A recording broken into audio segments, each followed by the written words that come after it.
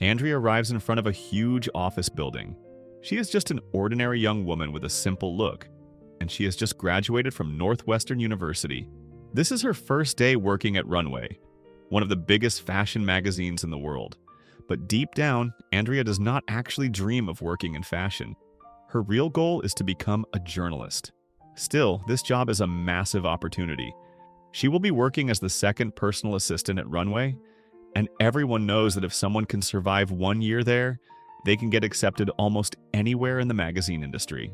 On top of that, the job gives her a chance to meet powerful and famous people. For millions of women, this position is basically a dream. Inside the office, Andrea meets Emily and asks about her duties. Emily is the main assistant to Miranda Presley, the legendary editor of Runway. Miranda is famous, powerful, and extremely strict with every single rule. Whenever Miranda arrives, the whole office instantly falls into panic. Everyone rushes to fix everything because every employee is terrified of her. And in this world, one woman rules everything. This is the Devil Wears Prada. As usual, Miranda enters while giving out a long list of demands, expecting everyone to remember every detail at once. Then she notices Andrea standing near the assistant's desk. Miranda asks Emily about her, and Emily explains that Andrea was supposed to be the new second assistant. But after seeing the way Andrea dresses, Emily already decided that she clearly does not fit the job.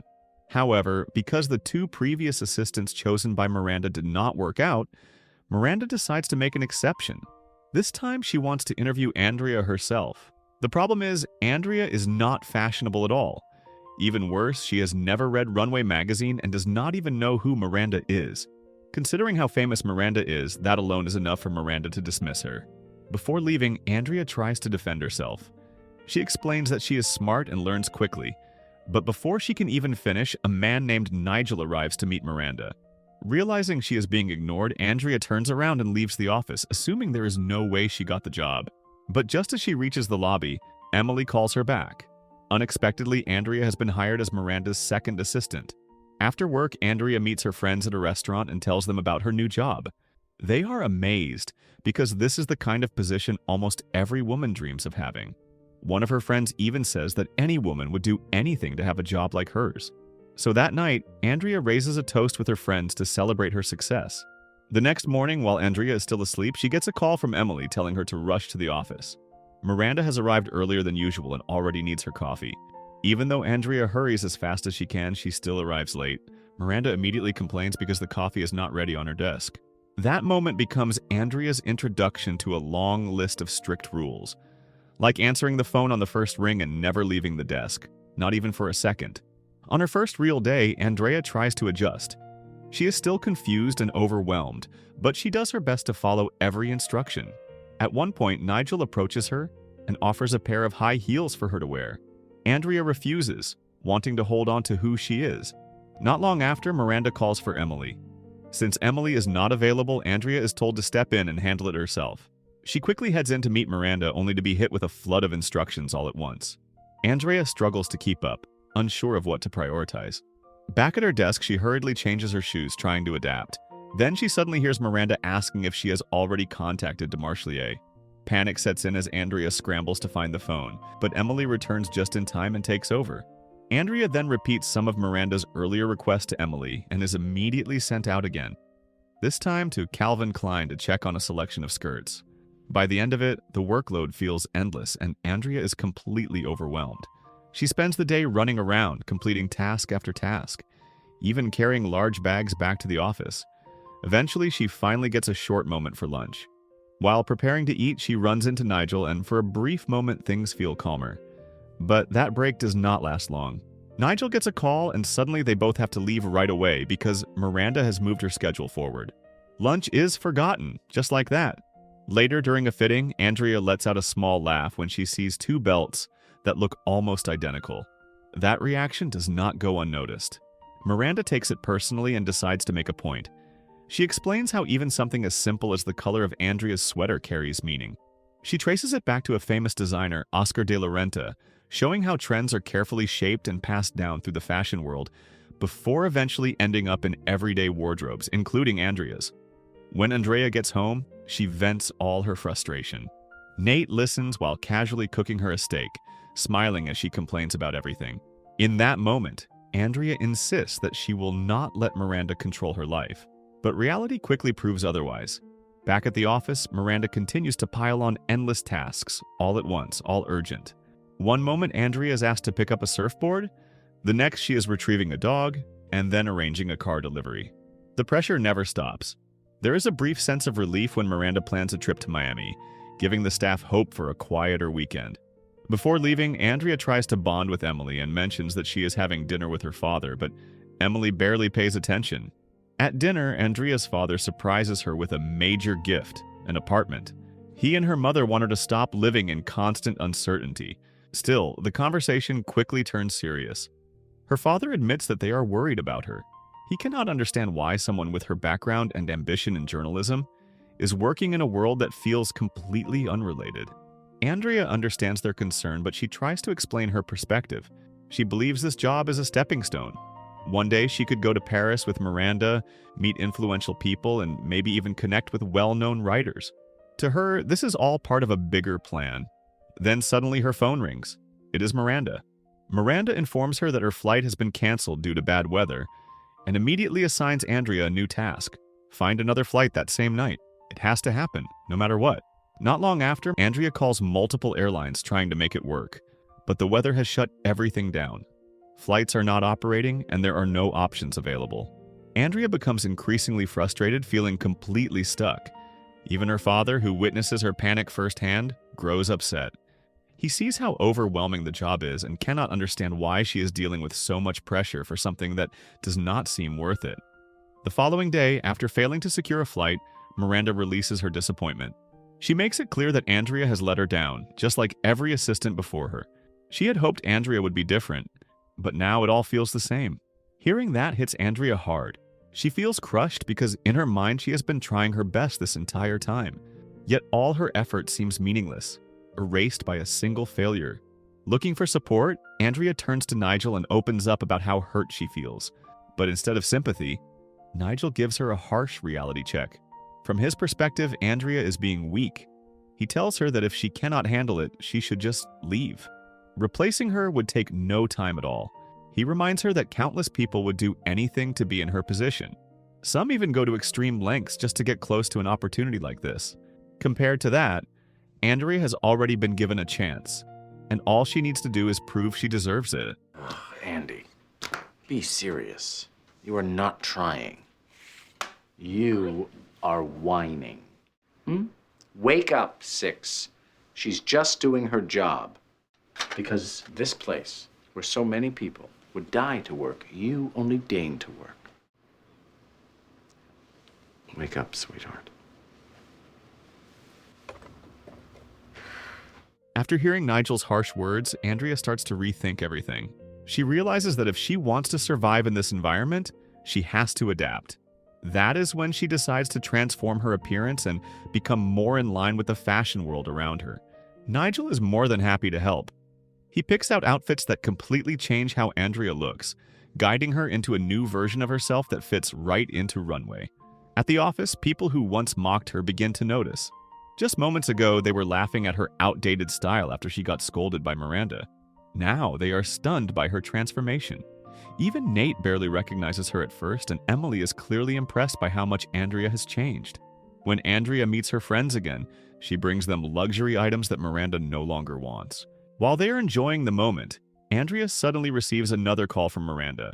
A new task comes in immediately. She has to meet a designer named James Holt and collect a sketch for Miranda. On her way out, Andrea unexpectedly runs into Christian Thompson, a writer she deeply admires. She is excited and shares that she also wants to become a writer someday. But when Christian learns that she works for Miranda, he sees it as a bad decision and doubts she can last in that environment. Still, before they part ways, he asks Andrea to send him some of her writing. The next day, Andrea joins Miranda, Nigel, and the rest of the team to preview James Holt's latest collection. Everyone knows that Miranda's reaction is everything. A simple nod, a faint smile, or even a subtle look of disapproval can decide the future of an entire design. After the event, Andrea is given another task. She has to deliver items to Miranda's apartment with very specific instructions about where everything should go. But when she arrives, she quickly realizes the instructions are not as simple as they sound. Every table has flowers, making it impossible to tell which one Miranda meant. Luckily, Miranda's twin daughters help her figure it out. They even encourage Andrea to go upstairs, which leads her to accidentally overhear a private conversation between Miranda and her husband. Not wanting to get caught, Andrea quickly finishes her task and leaves. Back at the office, she tells Emily what happened. Emily is immediately alarmed because crossing a line like that could have serious consequences. If Andrea gets fired, Emily could be affected too. Then, without warning, Miranda calls Andrea again with a new impossible request. She wants Andrea to find an unpublished Harry Potter manuscript. The fact that Miranda says nothing about the earlier incident makes it clear that Andrea is still safe, at least for now. As Andrea goes out to handle another errand, she spends her time calling publishers, trying to track down the manuscript. It seems impossible until she suddenly spots a car with Christian Thompson's name on it. Seeing an opportunity, she quickly reaches out to him, hoping he might be the key to solving this problem. When Andrea returns to the office and delivers the steak, Miranda ends up rejecting it and decides to eat out instead. That moment pushes Andrea over the edge. Frustrated, she throws the steak away and calls Nate, ready to quit her job. Hearing that, Nate is actually relieved. But just as she is about to give up, everything shifts. Christian suddenly calls and tells her he has managed to get the unpublished Harry Potter manuscript through a connection. Andrea immediately rushes to meet him at a restaurant and takes the manuscript without wasting a second. She brings it straight to Miranda. Not only does she deliver what was asked, she goes a step further by making sure Miranda's twin daughters also receive their copies while traveling. That level of detail surprises Miranda, and for once, Andrea feels a sense of pride. She has finally done something right in Miranda's eyes. Back at home, Nate returns with food, expecting to celebrate Andrea leaving her job. Instead, he finds her still busy working on tasks for Miranda's children. The moment is disappointing, and Nate quietly realizes that Andrea is not ready to walk away. He starts to believe that all her effort might be wasted if she leaves now. The next morning, during a meeting at Runway, Emily shows up looking seriously ill. Her condition clearly bothers Miranda, but Emily cannot hide her frustration. She has been preparing for a long time to go to Paris with Miranda, and now, right before it happens, she gets sick. At the same time, Andrea is briefly happy after being allowed to leave work early so she can celebrate Nate's birthday. But that happiness does not last long. Miranda calls again, pulling her right back to the office. Andrea is given a new responsibility, handling the guest list for an important event that night. This was originally Emily's task, but with Emily unable to handle it, Andrea is forced to step in. Emily then gives her the real challenge. Andrea has to memorize the entire guest list, every name and every face, all in just one night. It is something Emily spent an entire week preparing for. Before leaving, Andrea lets her friend know that she will be a little late for Nate's birthday. After that, Nigel gives her a stunning dress, and she wears it to the event attended by Miranda. Her transformation is undeniable. Emily is clearly impressed, and Andrea even praises Emily for the effort she put into her diet in preparation for Paris. That night, Miranda makes a powerful impression as always. The event is filled with influential and well-known figures, all carefully listed in the guest book. Andrea stays close to Miranda, and at one critical moment, she saves the situation. When Emily forgets the name of an important guest, Andrea steps in and recalls it instantly, preventing an awkward moment for Miranda. Once her task is done, Andrea rushes out to make it to Nate's birthday. On her way, she runs into Christian again. He offers her a valuable opportunity, introducing her to a magazine director in New York after being impressed by her writing. It is exactly the kind of chance Andrea has always dreamed of. But despite wanting it, she turns it down because she has to leave. When she finally arrives home, she brings a small cake with a single candle and celebrates Nate's birthday. But the moment falls flat. Nate is already disappointed that she showed up late, and instead of reacting, he quietly walks away. The next day, Andrea goes to Miranda's apartment to drop off a coat and deliver a book. Suddenly, Miranda calls her over and makes a surprising announcement. The upcoming event in Paris is extremely important, and Andrea will be the one going with her. Andrea is shocked. She tries to refuse, believing that Emily deserves the opportunity after all the preparation she has done. But Miranda makes it clear that refusing would only prove Andrea is not serious about her career. On her way home, Andrea is torn. Part of her wants to take the opportunity, while another part of her knows it will hurt Emily deeply. The conflict follows her back to the office, where she still cannot bring herself to tell Emily the truth. Miranda continues to pressure her, and eventually Andrea has no choice but to call Emily. At that moment, Emily is out handling errands, essentially taking over Andrea's usual tasks. But before the situation can settle, an accident sends Emily to the hospital. Andrea visits her and finally reveals that she will be going to Paris in Emily's place. The news hits hard. Emily is devastated and believes Andrea should have refused, even if it meant getting fired. But Andrea feels she has no real choice. In the end, Emily, overwhelmed and hurt, asks her to leave. Later, Andrea attends her friend Lizzie's art gallery. There, she meets Christian once again. The two grow closer, and things begin to cross a line. Lizzie sees this and confronts Andrea, pointing out how much she has changed. At the same time, Nate is also there and hears about Andrea's trip to Paris for the first time. He is shocked that she never told him. What follows is a heated argument about how much Andrea has changed and how her priorities have shifted. I know, that's your answer for everything lately. I didn't have a choice. Like this job was forced on you, like you don't make these decisions yourself. You used to say this was just a job. You used to make fun of the runway girls. What happened? Now you've become one of them. To Nate, it feels like Miranda has taken over her life completely. And in that moment, he decides to walk away, ending their relationship so Andrea can continue chasing her career without holding back. A few days later, Andrea and Miranda arrive in Paris, fully stepping into the heart of the fashion world. They attend major shows and move among some of the most influential people in the industry. During one of these moments, Andrea runs into Christian again, who invites her to join him for dinner. After the event, Andrea returns to Miranda's hotel. For the first time, she sees a different side of her boss. Miranda appears distant and quietly burdened. She is dealing with the emotional weight of another divorce and asks Andrea to contact someone who can control how the media reports it. It is not the criticism that worries her, but how it might affect her children. Hearing this, Andrea begins to see Miranda in a more human way. For a brief moment, the image she once had of her starts to shift. Not long after, Nigel arrives to confirm Miranda's schedule and shares some exciting news. He is expecting a promotion, set to become the director of a new company being launched by James Holt. The project is gaining attention and attracting investors, and Andrea is genuinely happy for him. Later that night, Andrea goes out to dinner with Christian. What starts as a simple evening quickly becomes more personal, and she ends up spending the night with him. The next morning, she wakes up late and notices something unusual, a version of Runway with a completely different cover. Christian explains what it means. If things go as planned, Jacqueline will soon take over as the new head of the magazine. The announcement is expected to happen during the launch event for James Holt's new venture. Andrea immediately realizes that this could threaten Miranda's position. Without wasting time, she rushes out, determined to warn Miranda. She tries calling, but Miranda cuts the conversation short. Frustrated, Andrea decides to go find her in person. When she finally arrives, Miranda is busy meeting with the head of the company. Andrea has no choice but to wait. She manages to bring it up just before Miranda leaves for the event, but Miranda does not seem concerned. At the event, Miranda delivers a speech celebrating James Holt's success and the launch of his new company. Then, in a move that shocks everyone, she announces that Jacqueline will be the director of the new company. Andrea and Nigel are left stunned. The position that Nigel was expecting is suddenly gone. While he tries to stay composed, the disappointment is clear.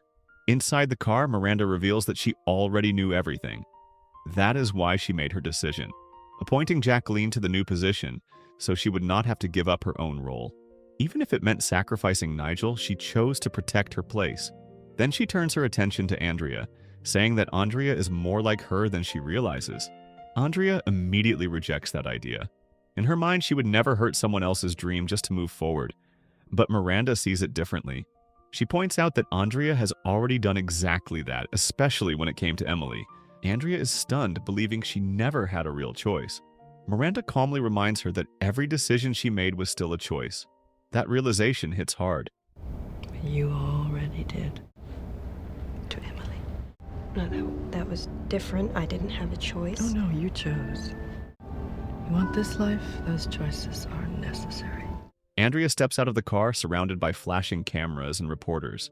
In that moment, something shifts inside her. She walks away, leaving everything behind.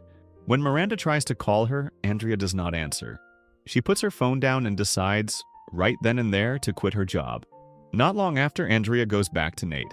She admits that he was right all along about how much she had changed and how she lost sight of what truly mattered. She realizes she pushed away the people closest to her for a career that was never really her dream. She apologizes, and Nate forgives her. He shares that he is now working as a head chef, and slowly their relationship begins to heal. Later, Andrea attends a job interview with a man named Greg, hoping to finally pursue her goal of becoming a journalist. Greg questions her short time at Runway, but Andrea explains that even though she learned a lot, she also lost herself in the process. Greg reveals that he reached out to Runway for a reference. Surprisingly, Miranda personally responded. She described Andrea as the most disappointing assistant she ever had, and then added that anyone who does not hire her would be a complete fool. After the interview, Andrea walks away with a smile. She understands now that she made the right decision, and in her own way, Miranda respects that. She reconnects with Emily and returns all the clothes she received from Paris, closing that chapter of her life. Later, as she passes by Runway, she unexpectedly sees Miranda. Their eyes meet for a brief moment. Andrea smiles and greets her, while Miranda maintains her usual cold expression. But once Miranda is back in the car, a small smile appears. It is a quiet acknowledgement that Andrea has finally chosen her own path and returned to who she truly wanted to be. And that is where the story ends. So the moral of the story is, chase your dream, but don't accidentally become your scary boss along the way.